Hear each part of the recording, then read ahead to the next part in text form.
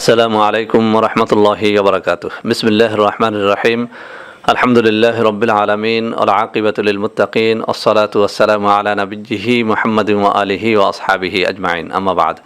সম্মানিত দিনদার ভাই বোনেরা, এই চ্যানেলে অনেক ভাই বোন আমাকে একটা বিষয় বেশ কিছুদিন যাবৎ রিকোয়েস্ট করে চলেছেন, তা হচ্ছে অ্যালার্জি নিয়ে ভিডিও আপলোড করার জন্য। বন্ধুরা আমার, এত বেশি পরিমাণে রিকোয়েস্ট আসে বিভিন্ন রোগ ব্যাধি সম্পর্কে যে আমি কোনটা রেখে যে কোনটার ভিডিও আপলোড করব আমি নিজেই দিশেহারা হয়ে গেছি। তারপরেও যখন কোনো বিষয়ে খুব বেশি রিকোয়েস্ট আসে তখন সে বিষয় নিয়ে সামান্য কথা আমি বলার চেষ্টা করি। তো বন্ধুরা আমার, এই ভিডিওগুলো যদি ভালো লাগে, আপনাদের যদি উপকারে আসে, আমি কিছু চাই না, আপনাদের কাছে কোনো টাকা পয়সার কোনো বিষয় নয়। আপনারা আমার জন্য খাসভাবে দোয়া করবেন। মাহে রমজান চলছে, ইফতারিতে সেহরিতে আমার জন্য দোয়া করবেন। তো বন্ধুরা আমার, আমি আজকে যে বিষয়টি নিয়ে আপনাদের সামনে কথা বলবো তা হচ্ছে অ্যালার্জি। বন্ধুরা আমার, অ্যালার্জি কেন হয় এই বিষয়টি একটু জানি। অনেকেই আমরা অ্যালার্জির জন্য বিভিন্ন ধরনের ঔষধ সেবন করে থাকি। আসলে অ্যালার্জি কিন্তু খুব সহসা ভালো হয় না যাদের অ্যালার্জি আছে। মূলত একটা কথা বলি, অ্যালার্জি একটা যুদ্ধের নাম, একটা ফাইটের নাম। প্রত্যেকটা মানবদেহের ভিতরে কিছু সৈনিক থাকে, কিছু অ্যান্টিবডি থাকে। যে অ্যান্টিবডির কাজ হচ্ছে বাহির থেকে যে কোনো ধরনের জীবাণু ঢুকলেই সে তার বিরুদ্ধে যুদ্ধ করে। তো এই অ্যান্টিবডি অনেক সময় ভুল যুদ্ধও করে। যেমন ধরেন, আপনি কোনো একটা ভালো খাবার খেয়েছেন, ধরে নেই গরুর মাংস অথবা চিংড়ি মাছ। আপনার দেহের ভিতরে যে অ্যান্টিবডি আছে, যে যুদ্ধের সৈনিকেরা আছে, তারা যদি কেউ মনে করে ফেলে যে এটা এই দেহের জন্য ক্ষতিকর, তো তখন তার বিরুদ্ধে সংগ্রাম শুরু করে দেয়। এই সংগ্রামের ফসলটা হয় আমাদের দেহের কোথাও লাল হয়ে যাওয়া, কোথাও চুলকানি হওয়া। অর্থাৎ যে জিনিসটা এই গরুর মাংসের মাধ্যমে বা চিংড়ি মাছের মাধ্যমে ঢুকেছে সেটিকে সে বের করে দেওয়ার জন্য যে সংগ্রামটা করে, তার কারণে কোথাও লাল হয়ে যায়, কোথাও চুলকানি শুরু হয়ে যায়। এটাকে আমরা তখন বলি অ্যালার্জি। এটি আমার কথা না, এটি স্বাস্থ্যবিজ্ঞানের কথা। তো এই কারণেই অ্যালার্জির আলামতগুলো কিন্তু সবার ক্ষেত্রে একরকম হয় না। কারো ক্ষেত্রে চিংড়ি মাছ খেলে যে অ্যালার্জি হয়, কারো ক্ষেত্রে চিংড়ি মাছ খেলে হয় না, কারো ক্ষেত্রে আবার ইলিশ মাছে হয়, গরুর গোশতে হয়। তো যার দেহের অ্যান্টিবডি যেটার বিরুদ্ধে যুদ্ধ করে, তার দেহে ওই জিনিসটাকেই আমরা বলি যে ওই জিনিসটা খেলে তার অ্যালার্জি শুরু হয়ে যায়। এই জন্য অ্যালার্জির সর্বপ্রথম বাঁচার উপায় হচ্ছে আপনি যে জিনিসটি খেলে আপনার অ্যালার্জি শুরু হয় সেই জিনিসটি থেকে আপনার একটু বেঁচে থাকা। যদি আপনার চিংড়ি মাছ খেলে অ্যালার্জি শুরু হয়, চিংড়ি মাছ খাওয়া থেকে বিরত থাকা। গরুর গোশত খেলে যদি আপনার অ্যালার্জি হয়, সেটা থেকে বিরত থাকা। আরেকজনের এটাই হতে নাও পারে, আরেকজনের হতে পারে হাঁসের ডিমে, তার সেটি বর্জন করা। এভাবে এটি হচ্ছে সহজ নিয়ম।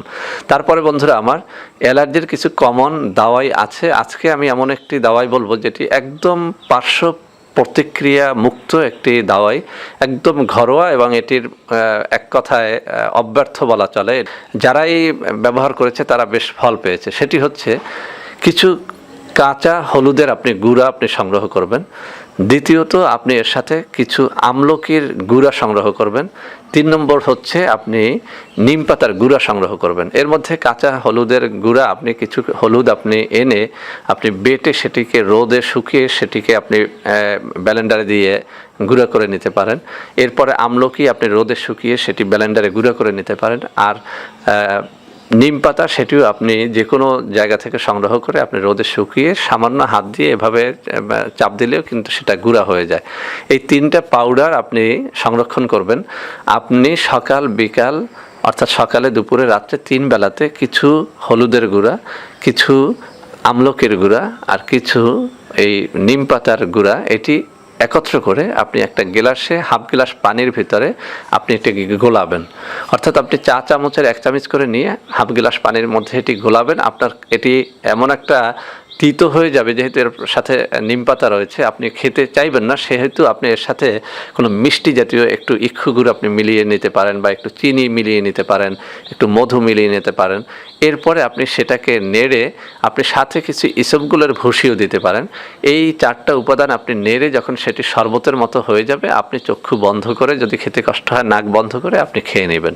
এভাবে যদি আপনি 1 মাস খান, আপনি পরীক্ষা করে দেখেন আপনার দেহের ভিতরে যে অ্যালার্জির ভাবটা, গরুর গোশত খেতে পারেন না, দুধ খেতে পারেন না, ডিম খেতে পারেন না, চিংড়ি মাছ খেতে পারেন না, এটি চলে যাবে। আর যদি আপনি হিস্টাচিন খান, আমাদের ফার্মেসিতে যে সমস্ত ঔষধগুলো আছে সেগুলো যদি আপনি খান, আপনি খেতে পারেন, কিছু সময় উপশম পাবেন, কিন্তু আপনি কিন্তু এটি লাইফ টাইম উপশম পাবেন না। কিন্তু আজকে যে ঘরোয়াটির কথা বললাম একদম সহজ। এমনকি আমি বলছি, আপনি যদি কাঁচা হলুদ এটি না জোগাড় করতে পারেন বা আমলকি জোগাড় করতে না পারেন, যদি শুধুমাত্র আপনি নিম পাতার গুঁড়াও খান 1 মাস বা 40 দিন বা 2 মাস, আপনি এখান থেকে রক্ষা পাবেন আশা করি ইনশাআল্লাহ। এটি পরীক্ষিত। তো সব থেকে ভালো হয় আপনি কাঁচা হলুদের গুঁড়াটাও নেবেন, আমলকির কিছু গুঁড়াও নেবেন, সাথে নিম পাতার গুঁড়াও নেবেন। খেতে কষ্ট হলে একটু ইখি গুড় নেবেন বা চিনি নেবেন, মধু নেবেন, সাথে একটু ইসেমগুলের ভুসি দিবেন। এভাবে করে শরবতের মতো করে আপনি একদম নিয়ম করে আপনি সকাল দুপুর রাত্রিতে যদি প্রতিদিন খান, ইনশাআল্লাহ আপনি একটা ভালো সলিউশন এখান থেকে পেয়ে যাবেন। তো বন্ধুরা, আমার ভিডিওটি ভালো লাগলে লাইক করবেন, কমেন্ট করবেন, শেয়ার করবেন, ভালোবেসে আমাদের চ্যানেলটিকে সাবস্ক্রাইব করবেন। আল্লাহ হাফেজ। আসসালামু আলাইকুম ওয়া রাহমাতুল্লাহি ওয়া বারাকাতুহু। বন্ধুরা আমার, আপনাদের মধ্যে অনেকেই আমাদের প্রোডাক্ট ক্রয় করতে গিয়ে প্রতারিত হচ্ছেন। সেজন্য এখন কিছু নম্বর আমি মুখে পড়ে শোনাবো। এই সব নম্বরে প্রোডাক্ট অর্ডার করলে আপনারা ইনশাআল্লাহ প্রতারিত হবেন না। 01335096001, 01335096002, 01335096003, 01335096004, 01335096005, 01335096006।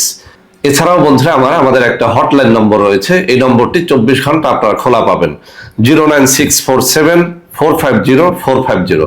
বন্ধুরা আমার, এছাড়াও সারা বাংলাদেশের সবকটা অফিসের নম্বর এখন আমি হাতে তুলে ধরে দেখিয়ে দিচ্ছি। এই সব নম্বরেও আপনারা প্রোডাক্ট অর্ডার করলে প্রতারিত হবেন না ইনশাআল্লাহ।